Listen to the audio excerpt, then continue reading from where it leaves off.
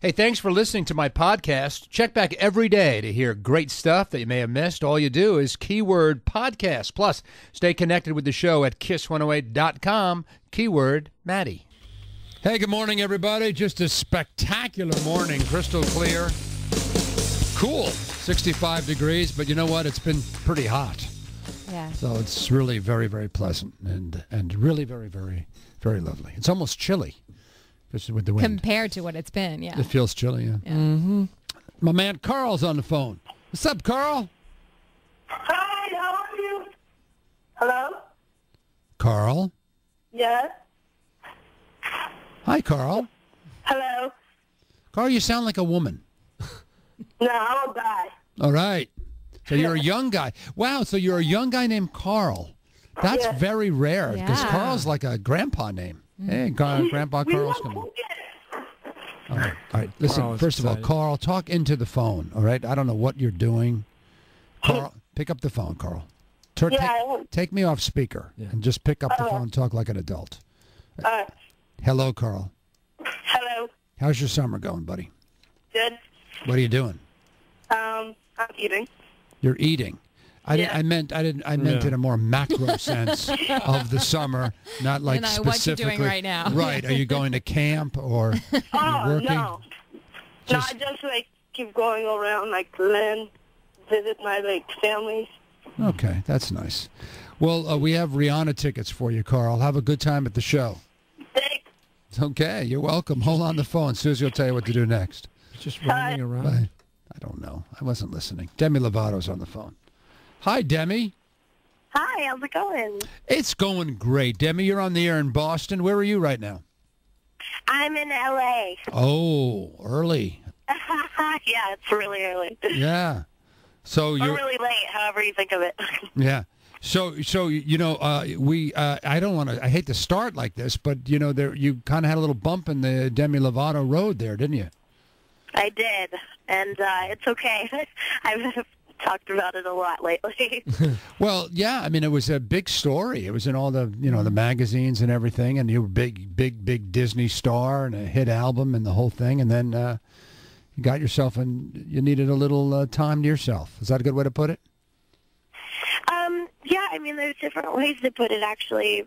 For me, it was finally, getting some help for issues that I had been struggling with for a while, and it was a good thing. It was a positive experience for me. Were you were you in away for a month in a hospital setting kind of thing? No, it was 3 months, and 3 months. Whoa. Yeah, it was 3 months, and it was in a treatment facility. It wasn't like a hospital, but there definitely weren't the luxuries of some other treatment centers that are out here in California. Mm-hmm. It was very, very cold and just snowing all the time, and we had to walk from one cabin basically to the cafeteria, and it just I couldn't use the bathroom by myself. There was definitely a lot of restrictions that I wasn't used to, but it was all beneficial towards my recovery, and I'm thankful for it now. Good for you. That's intense, boy, because most of the programs are 30-day programs. So if you went to a 90-day program, you took your recovery very seriously. I did. I'd been needing this for quite some time, and I took it very, very seriously. I knew that it was kind of like life or death. That's the unfortunate thing about some of the issues that I was dealing with, is that you can't continue on without getting help. A lot of folks who look at child stars, and you started acting when you were just a little kid in the Disney pictures. You were maybe 7 years old when you started, and yes, and from the outside looking in, especially guys like me or our parents, you look and say, "Whoa, man, that's a lot for a little kid to handle, the fame just an unusual childhood, and it doesn't surprise folks really when a kid actor gets older and he gets jammed up or with drugs or alcohol or whatever. It happens a lot, you know. Right.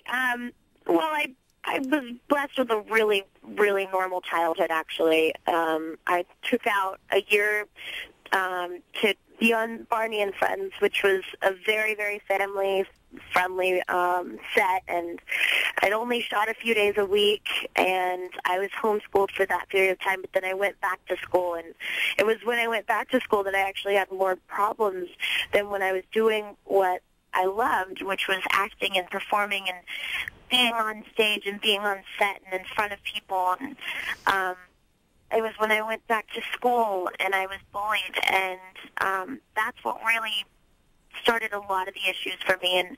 And it wasn't drugs and alcohol for me, fortunately, but it was eating disorders and cutting, which is definitely just as self-destructive. And the reason why I share my story is to get the awareness out there that these are issues that, you know, young girls are dealing with, and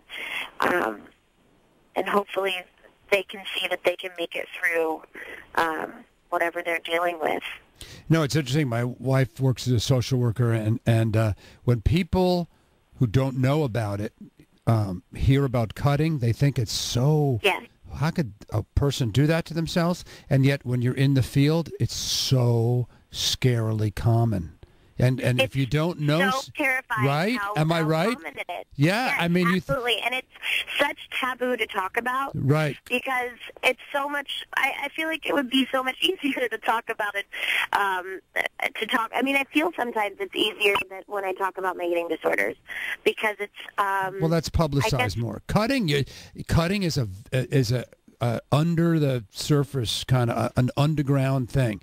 If somebody is cutting themselves, no one talks about it. Guy has, I drank too much. Not even the parents sometimes. Right. An eating disorder, a lot of people hear about that. Drugs and alcohol, oh my God, everybody talks about that. But cutting is one of those things, right, Demi, that is really out there and no one talks about it. True? Right. And the scariest part about it is when you self-harm, it's such a scary thing to actually see. When you have someone that's not eating or that that has an eating disorder, or you see them doing drugs or alcohol, sometimes you don't see the worst of it. But cutting, I think it's such taboo because when you see it, you instantly see how much pain someone's in because you can physically see it on them, and that's why it's so shocking. And it's such a. I mean, it really is taboo to talk about. But I can't tell you how many. It's not just. I guess it's associated with a lot of quote unquote emo kids. But what people don't realize is that I've met so many people who have young daughters that are in wealthy families and that are preppy, that are of all sorts of cliques and everything that deal with this problem. It's so unbelievably common that it's scary, and it just takes one time to go too far and you're done. Demi, I'm very, very impressed by you. I think this is great that we were talking about it. You're a young woman and dealt with some really tough issues. Ironically, you were just calling to plug the single Skyscraper, your new hit song, and yet we got to some serious stuff, and I think that's fantastic. And let me say, Skyscraper is a smash. Love it. We love it. So what you want to do is download Skyscraper. You want to learn more about Demi Lovato, just go to demilovato.com. It is, I believe, am I right? Isn't it number one? It's number one. Number one on iTunes right now. It's number one. So crazy. Number one. And the song it really talks about the journey that I've been through over the past year, and how no matter what you're going through, you can rise above it. And it's just such a great message, and that's what I want to give to all of my fans and to all of their families, and people who aren't my fans. if they can listen to this song and feel inspired, then. Well, you're done my part. You're a very impressive young woman, Demi. Demi Lovato's new hit, number one, is Skyscraper, and we thank you for chatting with us for a few moments, Demi. Thank you. you for having me. Okay. You notice how when Bill did entertainment reports, he makes fun of Demi, whereas I embrace as a warm, caring father figure. Wait a minute. When did I make fun of Demi? Oh, when she was all jammed up and the first time around. What are you signaling me? What is there a train? Is a plane landing? What is that signal? Is that's the signal I assume means go to a commercial, but it did look like clear the runway for a landing. Thank you, Jim. Short break, right back. It's the Maddie in the Morning radio program. Stay with us, everybody.